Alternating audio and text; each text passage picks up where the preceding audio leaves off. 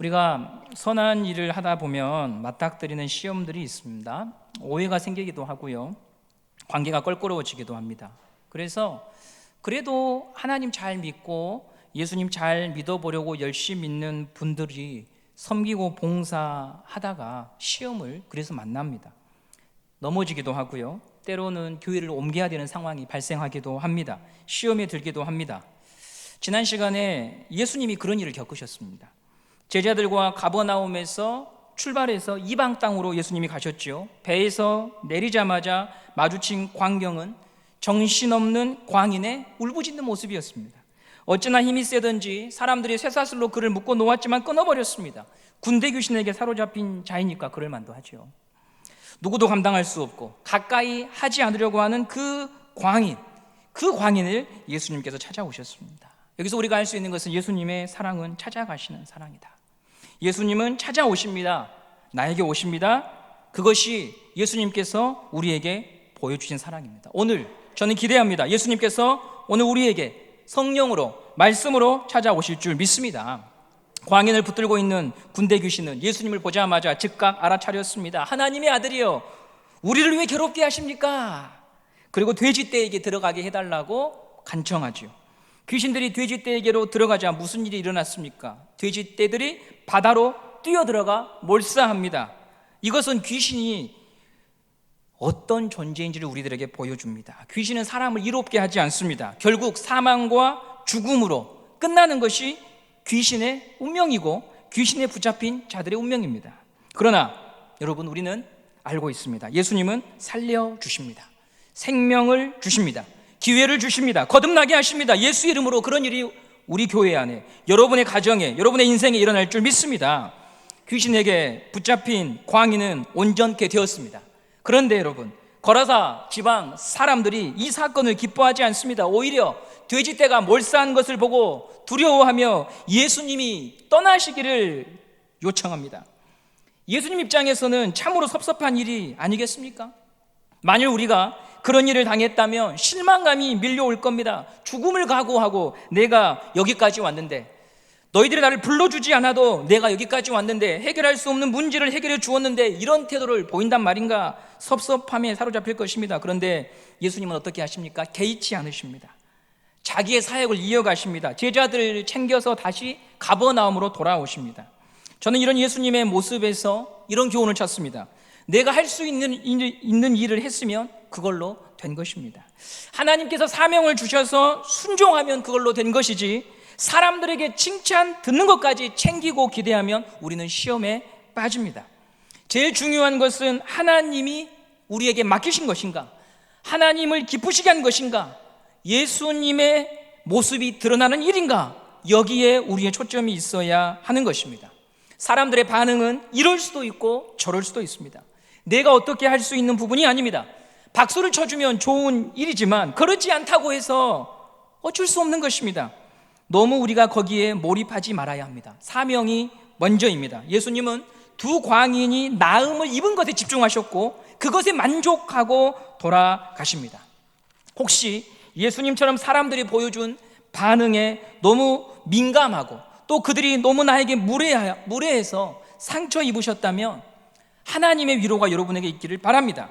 그리고 여러분, 이런 때에 우리가 바라보아야 할 것은 그 거라사 지방에서 떠나기를 간청하는 말씀을 들으시고 다시 배에 올라가셨던 그 예수님의 뒷모습을 우리가 묵상해 봅시다. 더불어서 나는 누군가를 칭찬하는 사람인가, 인정하는 사람인가, 지켜 세워주는 사람인가, 아니면 기운 빠지게 하는 사람인가, 이것도 돌아보면서 이 거라사 지방 사람들이 했던 실수를 우리는 반복하지 않아야 할 것입니다. 예수님이 배에 올라타시면서 무슨 생각을 하셨을까요? 사람들의 냉정한 반응과 거절을 뒤로하며 주님은 어떤 마음이셨을까요? 두 광인이 새로운 삶을 찾았다는 것에 예수님은 미소 짓지 않으셨을까요? 그거면 됐다, 너를 구원했으니 됐다 하시며 배에 오르셨을 것입니다. 새 생명을 구원하신 것으로 만족하시며 배에 올라타셨습니다. 그거면 되는 것입니다.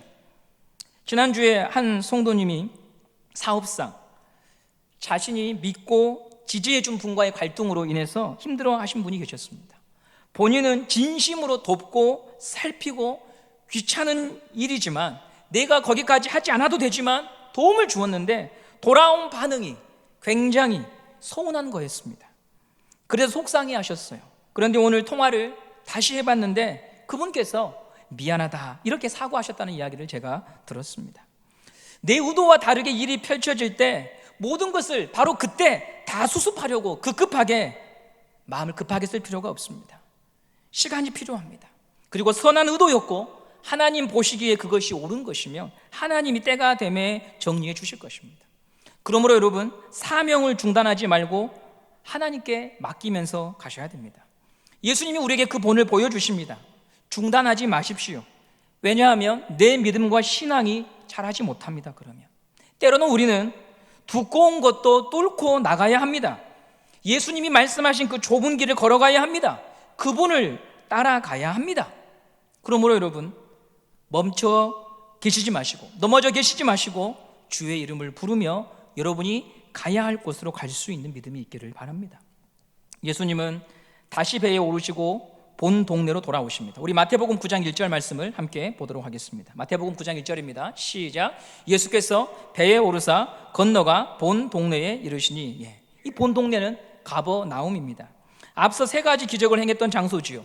예수님의 사역의 베이스 캠프입니다. 가버나움은 로마군의 주둔지가 있었습니다. 그래서 8장에 백부장이 예수님을 찾아올 수 있었던 것도, 그 군인이 찾아올 수 있었던 것도 이 가버나움에 로마군의 부대가 주둔했기 때문입니다. 그리고 우리가 9장 9절 말씀을 한번 읽어보도록 하겠습니다. 마태복음 9장 9절을 보도록 하겠습니다. 시작. 예수께서 그곳을 떠나 지나가시다가 마태라는 사람이 세관에 앉아 있는 것을 보시고 이르시되 나를 따르라 하시니 일어나 따르니라. 마태 잘 아시죠? 예수님을 영접하고 제자가 됩니다. 그리고 훗날 복음서를 작성한 게 우리가 오늘 보고 있는 이 마태복음입니다. 예수님께서 마태를 가버나움에서 만났다, 이 말은 가버나움에 세관이 있었다 이 말이죠. 이것 가버나움에서 예수님은 말씀을 전하시고 병든 자를 고치시고 제자들을 찾아가서 불러주셨습니다. 그리고 오늘 본문의 사건이 이어집니다. 마태복음 9장 2절 말씀 함께 보겠습니다. 시작.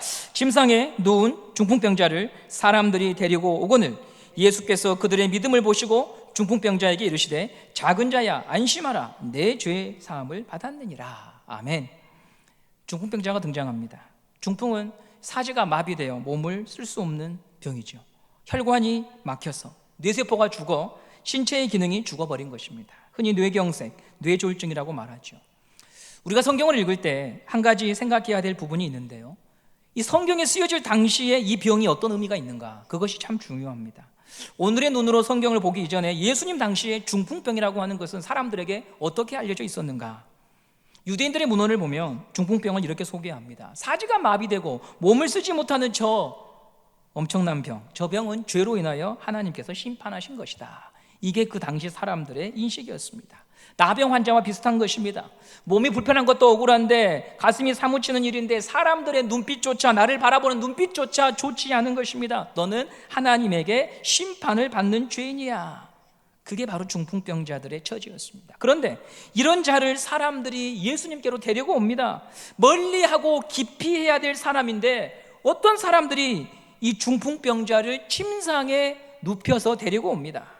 저는 이 장면을 보면서 사람이 다 똑같은 사람이 아니구나 그런 생각을 했습니다. 왜냐하면 좀 전에 거라사 지방에서는 사람을 고쳐 놓아도 감동이 없습니다. 사람을 고쳐 놓아도 감격이 없습니다. 오히려 예수님 좀 떠나세요, 그렇게 부탁을 했는데요, 오늘 본문에 등장한 사람들은 전혀 다른 모습입니다. 하나님의 심판을 받았다고 생각된 자를 침상에 눕혀서 데리고 옵니다. 교회가 추구하고 감당해야 될 사역의 모습이죠. 소망 없는 자, 어둠 속에 갇힌 자를 예수님께 데리고 오는 것이 교회의 사명입니다. 스스로의 힘으로는 결코 풀어낼 수 없는 문제에 갇힌 사람들을 예수님께로 인도하는 것이 은성교회의 사명입니다. 교회에 데리고 오는 이유가 뭡니까?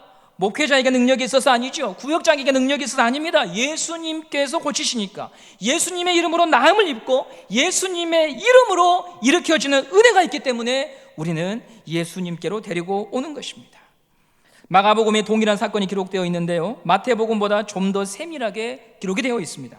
마가복음에는 네 사람이 중풍병자를 침상에 눕혀서 데리고 왔다고 합니다. 그런데 막상 데리고 왔는데 예수님 계신 곳에 너무 사람들이 많이 있어서 예수님을 볼 수가 없는 것입니다. 우리 마가복음 9장 3절 4절 말씀을 함께 보겠습니다. 마가복음 2장인데 여러분, 제가 잘못 써둔 것 같습니다. 여러분 성경책을 우리 한번 같이 보도록 하겠습니다. 마가복음 2장 3절 4절입니다. 시작. 사람들이 한 중풍병자를 네 사람에게 메워가지고 예수께로 올세 무리들 때문에 예수께 데려갈 수 없으므로 그 계신 곳에 지붕을 뜯어 구멍을 내고 중풍병자가 누운 상을 달아 내리니. 여기서도 한 가지 사실을 다시 확인하게 됩니다. 영혼을 구원하는 일, 살리는 일은 좁은 길이라고 하는 거죠. 일이 술술 풀리지가 않습니다. 네 사람이 침상에 이 중풍병자를 눕혀서 데리고 왔는데 예수님을 볼 수가 없는 거예요. 사람들이 그걸 보고 길을 터주거나 하지 않습니다. 먼저 가세요, 먼저 예수님 만나세요, 이러지 않습니다. 그게 우리의 상황이라고 하는 거죠. 코로나로 교육부가 어려움에 처해 있습니다. 부모님들이 자녀를 보내주지 않아요. 코로나 감염되니까 교회 가면 안 돼. 이해가 되는 부분이 있습니다. 교회 출입을 금지하는 거 어느 정도 이해가 되는데 교회는 안 보내고 학원은 보냅니다. 여행은 가고 독서실은 또 갑니다. 너무 상황이 좋지 않습니다. 그런다고 여러분 교회가 손을 놓고 있을 수만은 없습니다. 서운한 소리를 듣더라도, 실망하더라도, 거라사 지방의 주민들처럼 차가운 반응을 보이더라도 두드려야 되고 가야 합니다. 그래야 영혼을 건질 수가 있습니다. 예배에 들어오기 전에 삼겹살 먹고 왔거든요. 삼겹살을 어떻게 먹었냐면 우리 고3 친구 한 명이, 결석자 친구가 고3 선생님에게 선생님 저 삼겹살 먹고 싶어요 전화가 왔다는 거예요. 그래서 이 근처에서 삼겹살을 먹게 돼서 저를 불러주셔서 같이 먹었습니다. 예배도 잘 안 드리는 학생, 그러다가 뭐 먹고 싶을 때 전화하는 학생. 그러나 여러분 이 학생의 전화를 받고 선생님은 저한테 감격해서 목사님 기적이 일어났습니다. 전화가 와서 저한테 삼겹살을 사달라고 합니다. 제가 지금 달려갈 테니까 목사님이 먼저 좀 만나고 계십시오. 그 마음이 여러분 얼마나 복됩니까? 네 사람은 늘어선 줄을 보면서 결심을 합니다. 지붕 위로 올라가서 지붕을 뚫고 중풍병자를 예수님 앞으로 내려보내리라. 과격한 방법입니다. 아니 그렇게까지 하면 되냐고 사람들이 말리고 제재를 가하고 비난할 수 있습니다. 그런데 여러분 이렇게 생각해 보세요. 내 아들이 죽어가요, 내 딸이 죽어가요, 어머니의 맥박이 희미해져가요. 그런데 저기 명의가 있답니다. 그 의사를 만나면 산답니다. 그럼 어떻게 해야 될까요? 줄 서서 기다릴까요? 번호표 받고 의자에서 앉아서 불러주기를 기다릴까요? 아닙니다.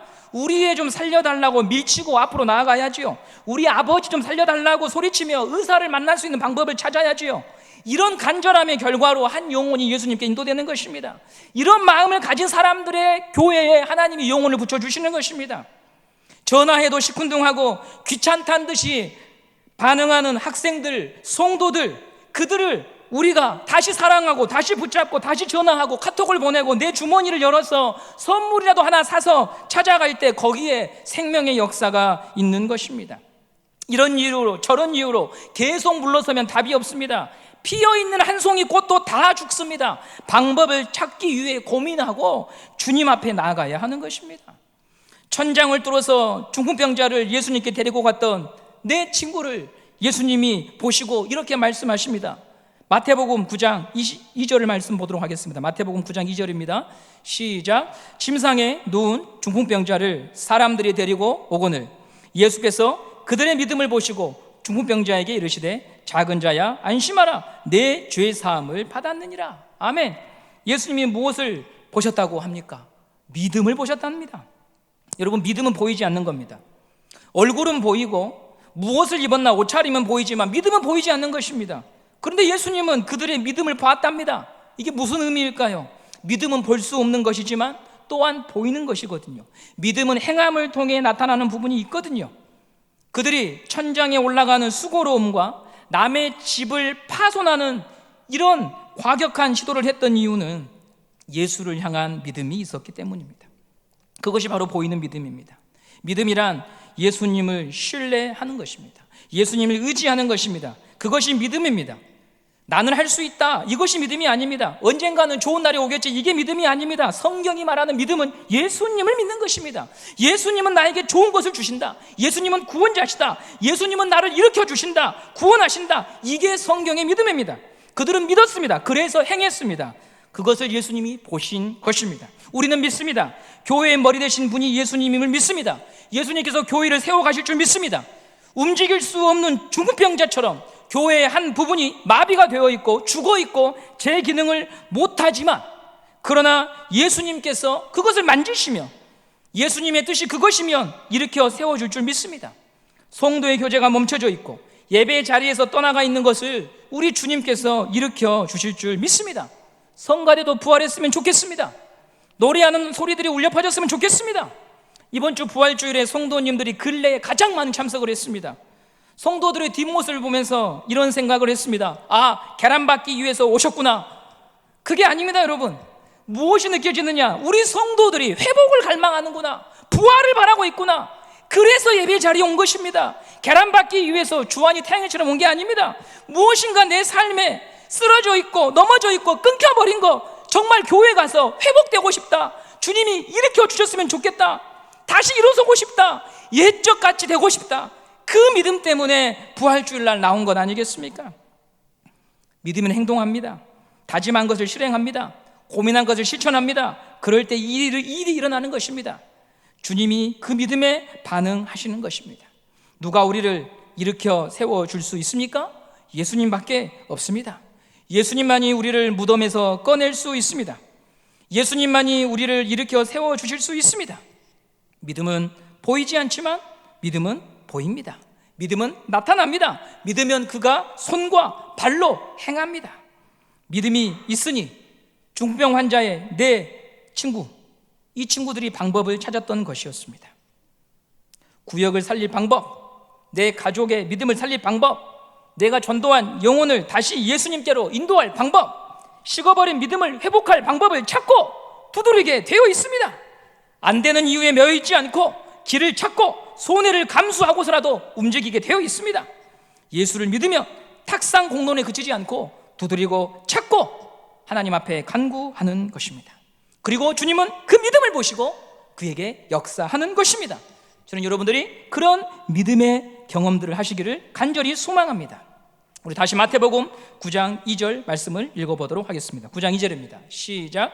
침상에 누운 중풍병자를 사람들이 데리고 오거늘 예수께서 그들의 믿음을 보시고 중풍병자에게 이르시되 작은 자야 안심하라, 내 죄 사함을 받았느니라. 아멘.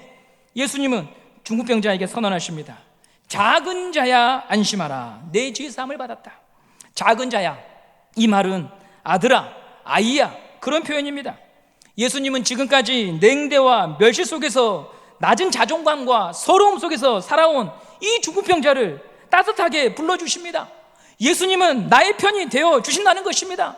예수님은 나의 편이 되어 주십니다. 나를 따뜻하게 불러주십니다. 나의 처지와 입장에 공감해 주십니다. 아들아, 친구야, 아이야라고 불러주십니다. 그리고 이 환자에게 이렇게 말씀하시지요. 안심하라. 안심하라고 하는 말의 의미는 용기를 내, 자신감을 가져, 두려워하지 마라, 기뻐해, 이런 의미입니다. 이 말은 신약 성경에서 예수님만 사용하신 표현입니다. 예수님만 주시는 안전함이 있다고 하는 것이죠. 오늘 이 시간 예배를 통해 성령님께서 이 은혜를 우리 모두에게 허락해 주시기를 간절히 소망합니다. 방송으로 예배드리는 우리 성도님들, 이 은혜를 맛보시기를 바랍니다. 주님께서 교회를 향해, 여러분을 향해 말씀하십니다. 두려워하지 말아라, 기뻐해라, 자신감을 가져라, 용기를 내라 말씀하십니다. 이 말씀을 우리가 아멘으로 받아야 하는 것입니다. 주님은 일으키십니다. 절망한 자를 세우십니다. 두려움에 떠는 자의 편이 되어주십니다. 환자를 향하여 안심하라고 말씀하신 예수님은 2절 끝부분에 이런 선언을 하시지요. 네 죄사함을 받았다. 오늘 본문에서 가장 중요한 문구 중에 하나입니다. 네 죄사함을 받았다. 중풍병자에게 가장 필요한 말은 네 병이 나았다, 너의 손과 발에 힘이 들어간다인데요, 예수님은 다른 말씀을 하십니다. 네 죄사함을 받았느니라, 네 죄가 용서가 되었느니라. 예수님의 이 선포에 그 순간 거기에 있던 모든 사람들이요 침묵하기 시작했습니다. 그리고 어리둥절하기 시작했습니다. 왜냐하면 죄 용서는 오직 하나님만 하는 것이거든요. 인류의 유인들 가운데 내가 너의 죄를 용서하노라 한 성인들이 없습니다. 소크라테스, 네 자신을 알라 말했지요. 너는 안다고 생각하는데 사실 너는 잘 모르는 거야. 그것을 깨우치게 한 사람이 소크라테스입니다. 석가모니는 누굽니까? 인간의 번뇌와 고뇌는 욕망에서 오느니라. 그러므로 일체의 욕망을 끊어야 구원받는다. 이런 말을 했지요. 네 죄를 사하노라, 그런 말 하지 않았습니다. 공자는 어떻습니까? 얘가 가장 중요하다. 인간은 얘를 지켜야 된다. 얘가 근본이다라고 말했지, 내가 네 죄를 사하노라 한 적이 없습니다. 오직 예수님만이 인류의 역사 속에서 내가 너의 죄를 사하노라 말씀했던 것입니다. 어떻게 예수님은 죄의 용서를 선언하십니까? 하나님이시니까. 본질상 하나님과 동등하신 분이시기에 죄의 용서에 대하여 선언하시고 말씀하시는 것입니다. 마태는 지금 우리에게 예수님을 소개합니다. 그분은 명의가 아니다. 그분은 철학가가 아니다. 고우매한 가르침을 주기 위한 학자가 아니다. 예수는 바로 너와 나 같은 죄인을 구원하기 위해 오신 메시아다. 하나님과의 관계가 깨어져 사망과 죽음으로 향하는 너와 나를 구원하기 위하여 그분이 오셨다. 할렐루야. 중풍병자에게 시급한 것은 육체의 치료만이 아닙니다. 그에게 중요한 문제는 죄에서 구원받는 거예요. 죄에서 일으킴을 받아 하나님의 자녀가 되는 거예요. 죄는 하나님과 관계가 깨진 거예요. 이것이 죄예요. 하나님을 부정하는 것, 믿지 않는 것, 하나님과 바른 관계 속에 있지 않는 것이 바로 죄입니다. 마태복음 9장 3절과 4절 말씀을 한번 보도록 하겠습니다. 마태복음 9장 3절 4절입니다. 시작. 어떤 서기관들이 속으로 이르되 이 사람이 신성을 못 오가도다. 예수께서 그 생각을 하시고 이르시되 너희가 어찌하여 마음에 악한 생각을 하느냐. 서기관들은 예수님을 보고 속으로 믿지 않았고 불신합니다. 죄의 용서에 대한 선언을 인정하지 않습니다. 그리고 여러분, 예수님은 이걸 뭐라고 표현하시냐면 악하다, 악한 생각이다라고 말합니다. 악의 정의, 죄의 정의를 여기서 우리가 알게 됩니다. 죄는 예수님의 말씀을 믿지 않는 게 죄입니다. 예수님을 믿지 않는 게 죄입니다. 하나님을 부정하고 하나님의 말씀을 신뢰하지 않는 게 죄라는 거죠. 죄를 다른 것에서 찾기보다 성경을 통해서 확인해야 됩니다. 예수님의 말씀을 믿지 않는 것, 그분의 말씀을 믿지 않는 것이 죄입니다. 여기서 모든 문제가 시작이 됩니다. 문제도 여기서 시작이 되고 구원도 여기에 있습니다. 주님의 말씀을 믿을 때, 신뢰할 때 구원을 받습니다. 마태복음 9장 6절입니다. 마태복음 9장 6절 말씀을 함께 보겠습니다. 시작. 그러나 인자가 세상에서 죄를 사하는 권능이 있는 줄을 너희로 알게 하느라 하시고 중풍병자에게 말씀하시되 일어나 내 침상을 가지고 일어나 가라 하시니. 예수님은 죄를 사하는 권세가 있습니다. 그런데 모두가 이 권세를 누리지는 않습니다. 조건이 있습니다. 오직 믿음 있는 자만 누립니다. 예수를 향한 믿음이 있는 자만이 나음을 입고 구원을 받습니다. 부활주일 예배를 참석해도, 성탄절 예배를 참석해도 부활을 누리는 감격은 정해져 있습니다. 예수를 믿는 사람이 부활을 누립니다. 예수님이면 된다고 믿을 때, 예수님 밖에 없다고 믿을 때 그것을 예수님이 보시고 그에게 역사하십니다. 서기관도 들었습니다. 서기관도 보았습니다. 그런데 주님은 악한 자라고 말씀하십니다. 왜지요? 믿음이 없으니까요. 기독교 방송을 듣는 것, 기독교 방송을 보는 것, 설교를 듣는 것, 말씀을 귀로 듣는 것은 시작입니다. 듣고 믿어야 합니다. 예수를 믿어야 합니다. 그래야 여러분 우리가 구원을 받는 것입니다. 일어나게 하시는 예수님, 그분을 바라봅시다. 신경이 막혀, 혈관이 막혀 제대로 기능하지 못하는 우리의 현실을 고치실 분이 지금 우리에게 오셨다. 이것을 믿읍시다. 예수님, 우리를 구원하여 주십시오. 예수님, 우리를 고쳐 주십시오. 예수님, 우리를 일으켜 주십시오. 주님만이 하실 수 있습니다라고 우리가 요청할 때 주님은 우리의 삶과 무너진 것들을 바로 세우고 교회를 세워 주실 것입니다. 우리는 주님 앞에 고백하는 것입니다. 주님, 저는 중풍병자입니다. 제게는 막힌 부분이 있습니다. 제 힘으로 뚫을 수가 없습니다. 주님, 저에게 오셔서 저를 고쳐 주십시오. 우리 교회에 수리되어야 될 것들을 주님 고쳐 주십시오. 제 영혼은 온전하지가 않습니다. 주님, 저를 고쳐 주십시오. 그렇게 간구할 때 우리 주님은 네 믿음대로 될지어다라고 말씀해 주실 것입니다. 여러분, 우리가 믿음을 가집시다. 예수를 바라봅시다. 예수님을 믿읍시다. 선한 일을 하다가 낙심했습니까? 여러분, 일어나십시오. 이제 일어나서 여러분이 가야 할 길을 가십시오. 주님이 여러분을 불러주신 곳에 그 자리를 지키며 있으십시오. 주님께서 그것을 아십니다. 그 눈물을 아십니다. 그 슬픔을 아십니다. 위로해 주실 것입니다. 우리의 위로는 하늘로부터 오는 것이지 사람에게 오는 것이 아닙니다. 우리의 소망은 예수에게 있습니다. 그 예수님이 오늘 여러분의 심령에 다시 한번 여러분의 구세주로, 메시아로, 구원자로 믿어지는 은혜가 있기를 간절히 소망합니다.